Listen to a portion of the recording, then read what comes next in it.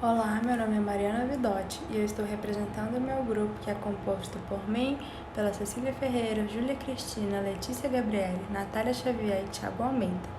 Nós fizemos o estudo do grafeno para a aula de Ciência dos Materiais ministrada pelo professor Lucas Brando. Hoje eu vou apresentar sobre o grafeno, mas em primeiro plano é importante começarmos a falar sobre o carbono, pois o grafeno é um alótropo dele.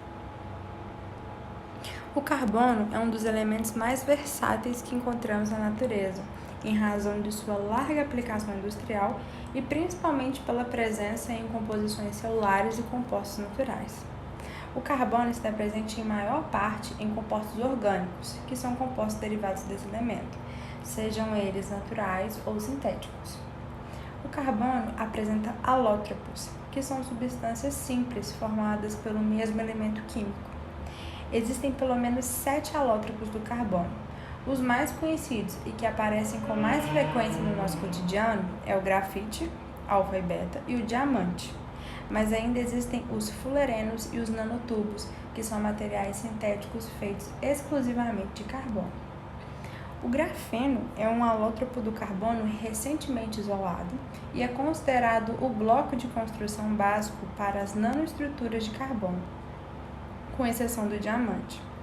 Uma folha de grafeno manipulada de formas diferentes pode transformar-se em outras formas de carbono.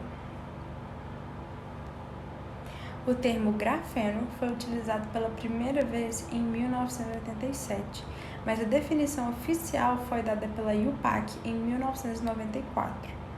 Em 2004, pesquisadores conseguiram isolar pequenos fragmentos esfoliados a partir de grafite e, após análise de caracterização, verificavam que se tratava de uma estrutura de uma única camada de átomos de carbono. O termo grafeno foi adotado em 1962 a partir da junção de grafite com o sufixo eno, devido à dupla ligação existente no alótropo. A estrutura do grafeno é composta por átomos de carbono sp2, ligados e dispostos em um retículo bidimensional. A rede pode ser vista como composta de 2 subretículos interpenetrados em forma triangular, sendo a distância entre esses retículos igual a 3,35 angstrom e o comprimento de ligação entre os átomos de carbono de 1,42 angstrom. A superfície sem defeitos ou altamente cristalina do grafeno aparenta ser quimicamente inerte. A superfície do grafeno puro normalmente interage com outras moléculas via adsorção física. Para permitir que a superfície do grafeno seja mais reativa, são geralmente introduzidos defeitos ou grupos funcionais de superfície. A condutividade elétrica até 2104 Siemens por centímetro e a mobilidade eletrônica de 2105 centímetros quadrados por vs, o que é 100 vezes mais superior do que o do silício, elevadas na monocamada de grafeno, resultam de uma pequena massa efetiva, uma vez que as estruturas eletrônicas de uma monocamada de grafeno sobrepõem 2 pontos cônicos na zona de Brillouin.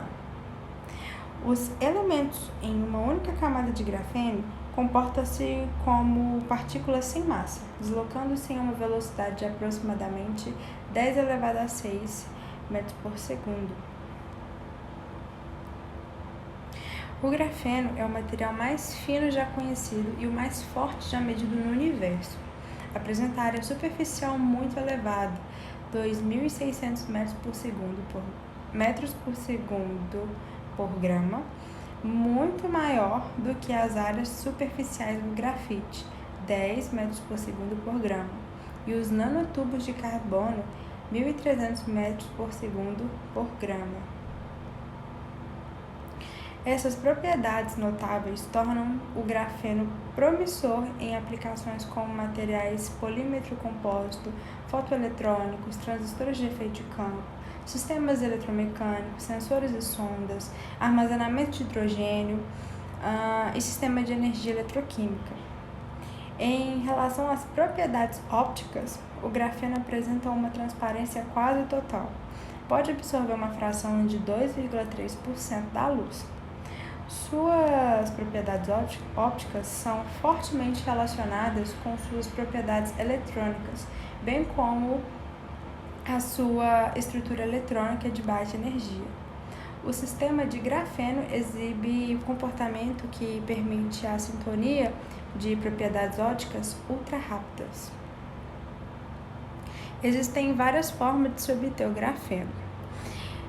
Entre elas está a esfoliação mecânica, crescimento epitaxial de SiC, crescimento epitaxial CVD, redução química do óxido de grafite, esfoliação em fase líquida e desenrolamento de nanotubos de carbono.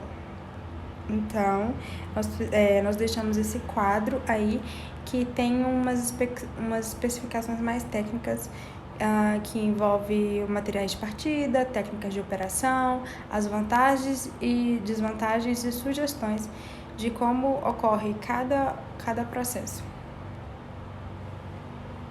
Sobre as aplicações. Aplicações em microdispositivos. Chips ainda menores e mais resistentes devido à substituição do silício pelo grafeno. Na energia, células solares têm melhor flexibilidade, mais transparência e diminui os custos de produção com o uso do grafeno. Eletrônicos, baterias com melhor e mais rápido armazenamento de energia podem recarregar em até 15 minutos. E na medicina, sensores biomédicos muito mais rápidos são feitos à base de grafeno e podem detectar doenças, vírus e outras toxinas. O uso na engenharia. O concreto mais forte e resistente.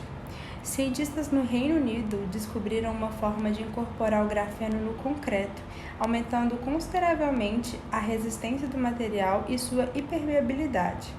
Os pesquisadores da Universidade de Exeter afirmam que o material composto é 2 vezes mais forte e 4 vezes mais resistente à água do que os concretos existentes. A técnica desenvolvida pelos cientistas usa a nanotecnologia para suspender fragmentos atomicamente finos de grafeno na água usada na mistura de concreto. Aço à prova de corrosão. Aços revestidos com grafenos irão reduzir drasticamente os danos causados por água e produtos químicos corrosivos para aumentar a vida útil do material. O grafeno é 10 vezes mais forte que o aço, então estudos estão sendo feitos para comprovar a sua utilização como material de função estrutural. E os painéis solares de pulverização. No futuro, podemos ver células solares pulverizadas em uma superfície. As células fotovoltaicas são feitas de camada de material semicondutor e grafeno. Ele é transparente e altamente condutor. Tem o potencial de duplicar a quantidade de energia convertida em um painel. No entanto, o material não é muito bom para coletar a corrente elétrica produzida dentro de uma célula.